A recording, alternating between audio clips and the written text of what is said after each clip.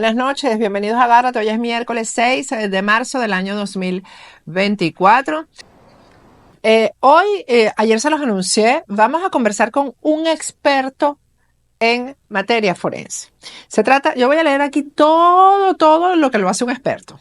William Jiménez Gaviria, abogado, especialista en derecho penal, experto en investigación criminal y forense, ex coordinador de investigaciones estratégicas del Servicio Nacional de Medicina y Ciencias Forenses en Venezuela, que es el órgano exclusivo de investigación legal para la actividad forense en relación a las muertes violentas. Miembro afiliado a la Federación Interamericana de Abogados en Washington, D.C., testigo promovido ante la Fiscalía de la Corte Penal Internacional en relación a la masacre del Junquito en la que fueron asesinados Óscar Pérez y sus compañeros. Entrevistado por el Alto Comisionado de las Naciones Unidas para los Derechos Humanos en relación a las violaciones a los derechos humanos en Venezuela desde Perú.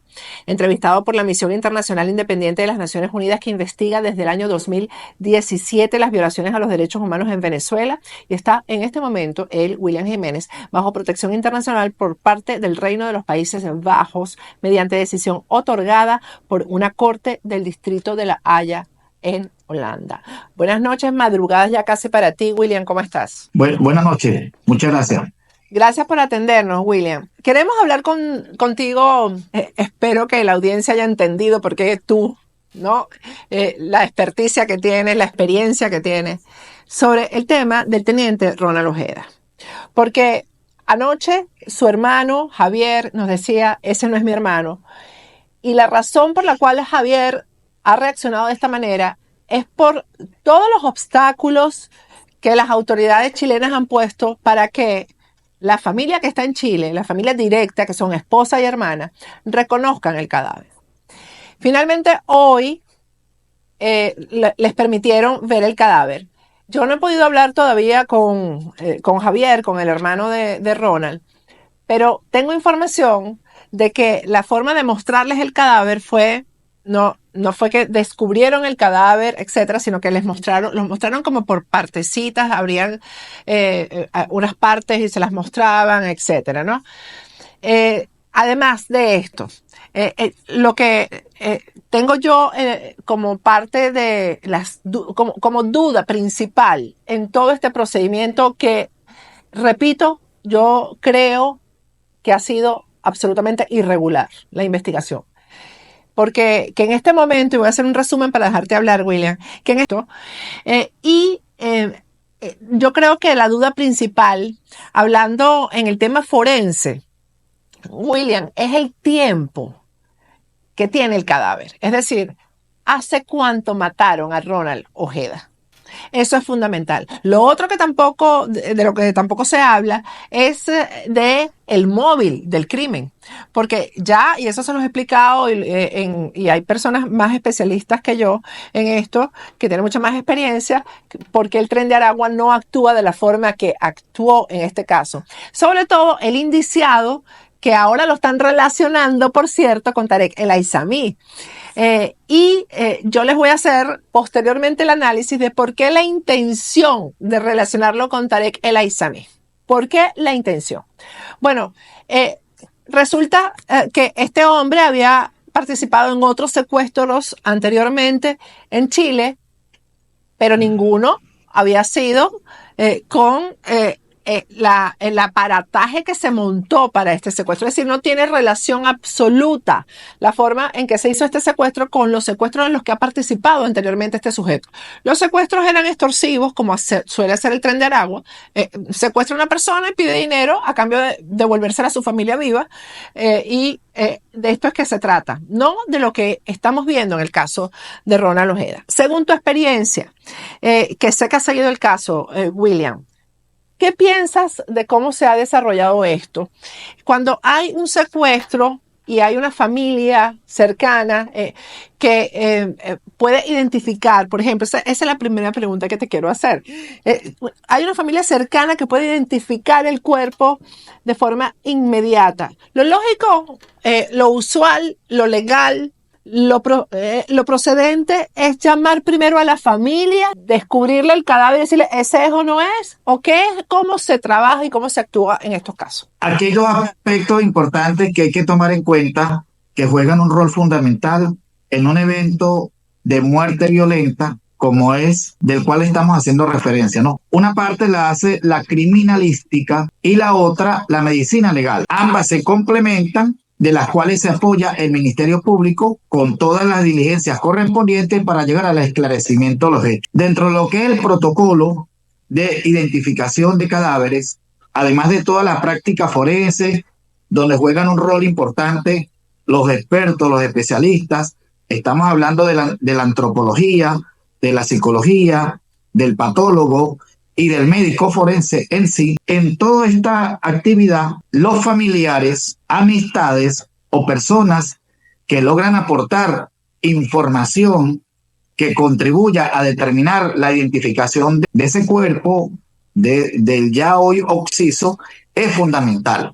En este caso, en todo acto de este tipo, y lo digo desde el punto de vista del trabajo que desempeñé en algún tiempo para el servicio forense en Venezuela, los familiares son una figura importante para la identificación porque van a aportar una información, son personas que han conocido a la persona, bueno, que hoy es, que está fallecida, a ese occiso, y van a aportar elementos allí, ¿no? Ahora, estamos viendo que han ido cambiando ciertas cosas en la forma o el tratamiento. Estamos viendo cómo están cuidándose un poco más los detalles que en un principio, porque lo que ha pasado también es que la presión comunicacional, la tensión que ha generado este caso, que ha traspasado a la opinión pública internacional y al mundo entero prácticamente, porque desde Europa muchísima gente ha estado muy pendiente de este asunto, es que no se trata de cualquier hecho punible. Y esa es la preocupación, creo yo, que es el celo que ha venido adoptando las autoridades, que de una u otra manera, pues, tienen una influencia porque es el Poder Ejecutivo que tiene competencia a través de sus ministerios y órganos competentes en el manejo de lo que es la política forense. Ahora, hay cosas que llaman la atención.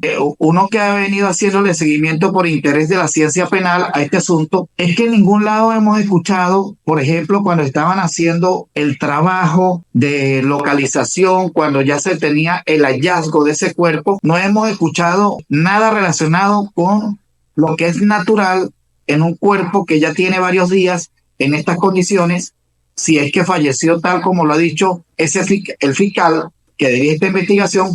No han hablado de los olores nauseabundos, ¿no? Que también es algo que pudiera nosotros indicarnos, bueno, los días que pudieran haber pasado desde que ocurrió el hecho de muerte.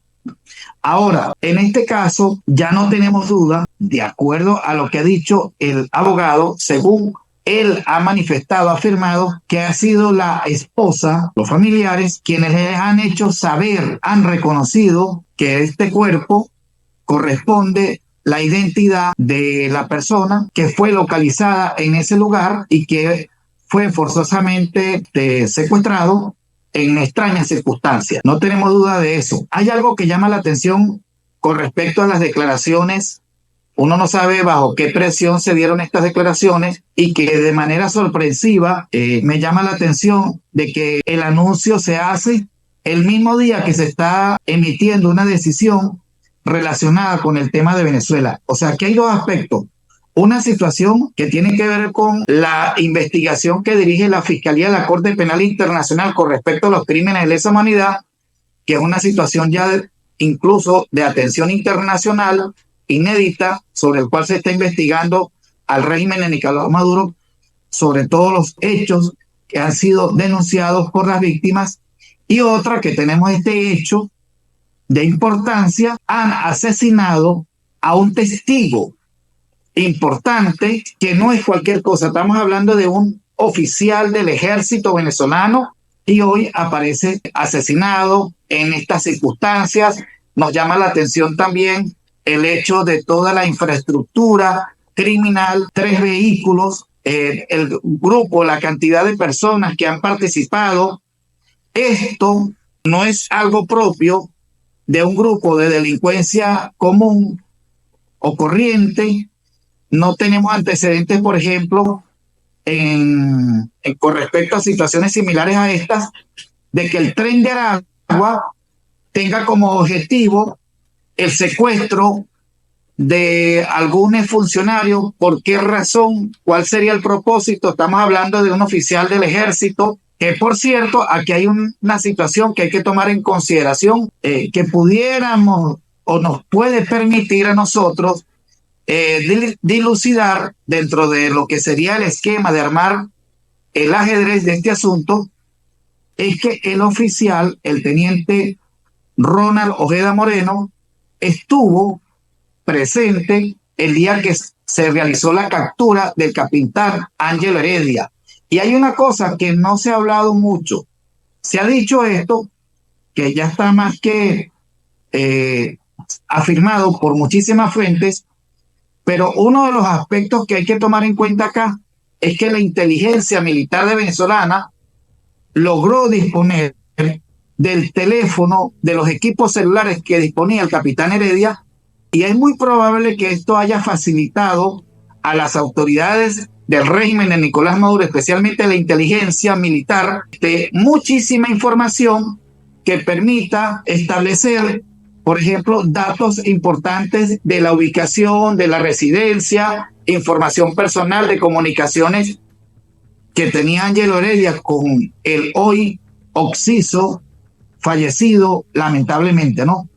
Ahora, con respecto al tema de las circunstancias de muerte, porque tal como lo dijo el fiscal, que se refiere a que a que la causa de la muerte es la asfixia mecánica, hay que tomar en cuenta lo siguiente. Cuando hablamos de este tipo de situación, estamos hablando de que la persona fue inmovilizada de una manera que fue llevada a una situación forzosa que le generó la reducción del oxígeno al cerebro y en consecuencia se produce lo que es el paro cardíaco respiratorio. Para llegar a este tipo de situación hay muchas formas y que son muy propias de las torturas que se están aplicando en Venezuela en algunos casos.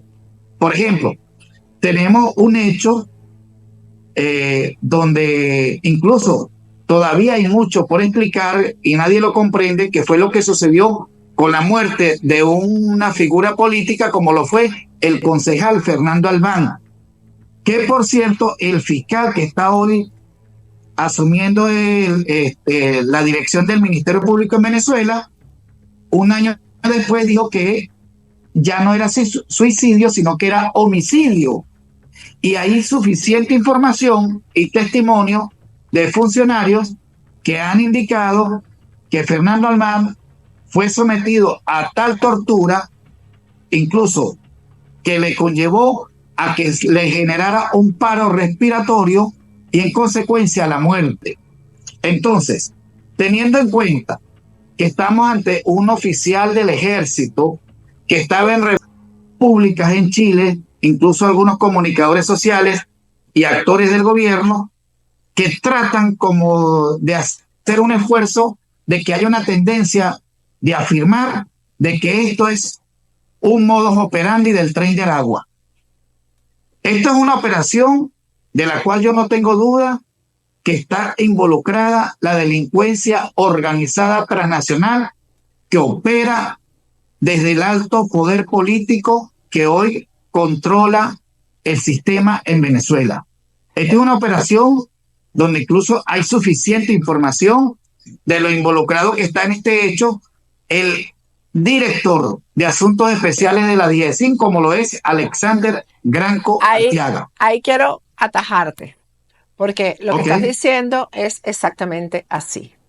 Entonces, están haciendo una relación, voy a ver si producción me consigue todo lo que están publicando en las redes, haciendo la relación con este último individuo y Tarek El Aissami, relacionándolo de qué manera, que fue escolta de Tarek El Aissami, que pertenecía a su grupo de seguridad, etcétera, etcétera. Esto puede ser cierto. Lo que yo estoy segura que no es cierto es que este tipo fue el que encabezó esa operación. ¿Por qué están haciendo esta relación?